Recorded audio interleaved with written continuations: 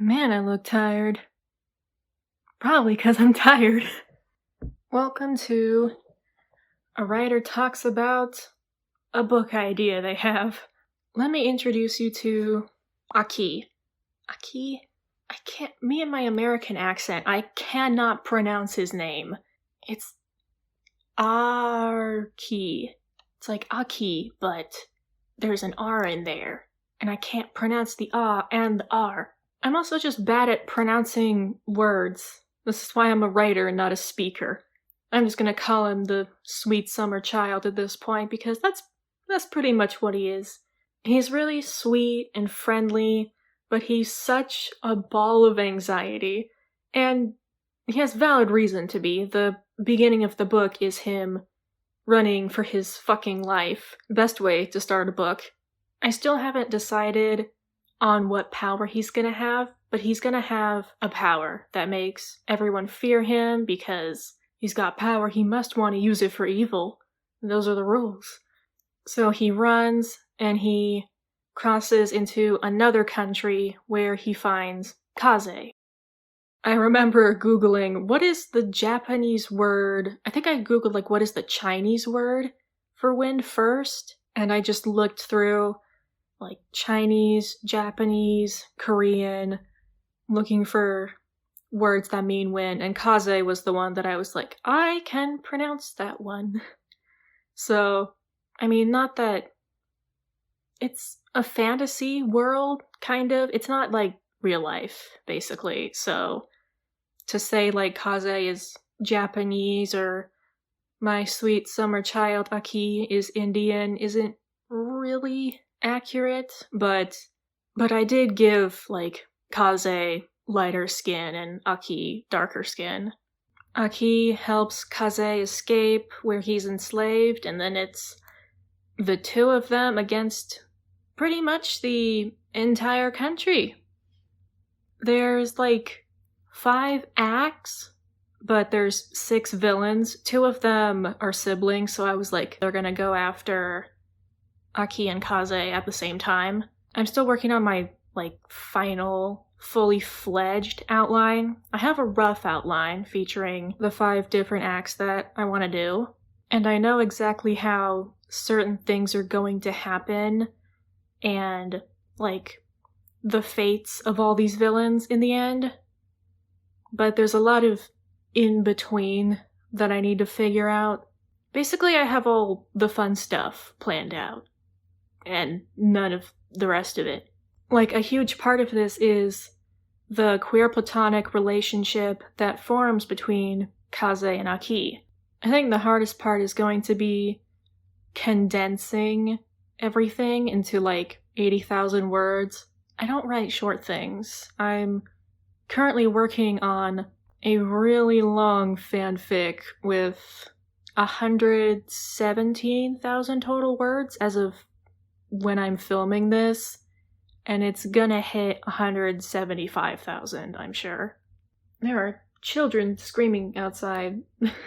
So I'm gonna have to fit 6 villains and 2 very queer boys who don't realize they're queer yet, and that whole story arc into 80,000 words. So that's gonna be fun. I'm really excited for writing all of the settings because they ended up being very different to each other, because I came up with villains that were really different from each other. And there's not one genre or aesthetic or vibe that I'm more fond of than others, so I'll just get to have fun writing all of it. There's the city itself in the country that Aki escapes into, which is, it's probably gonna look a lot like the Pale City from Little Nightmares 2. A lot of the vibe is inspired by that game. And then where Kaze is enslaved, there's that whole not labyrinth, but kind of labyrinth. All the machinery and steampunk kind of vibe. And then there's the laboratory, very sci-fi, very futuristic, There's gonna be a school setting. There's a castle, a really nice castle. Back when Pinterest was good and not overrun by AI, I went looking through different photos for inspiration for all of the settings and for, like, outfit designs for the villains. And I came across so many good castle images, and I just saved all of them. No, the AC turned off. I'm gonna bake. I'm really excited I was about to say to start writing. Technically, I have written 500 words just because I was like, I need to get this on the paper. But I want to start properly writing it. I want to write Aki being like, I've never had a friend before. Is this what friendship feels like? Am I gay? Like, what is this feeling so sudden and new? And then there's the complicated morals, because it's not a book that I've written until there's complicated morality discussions.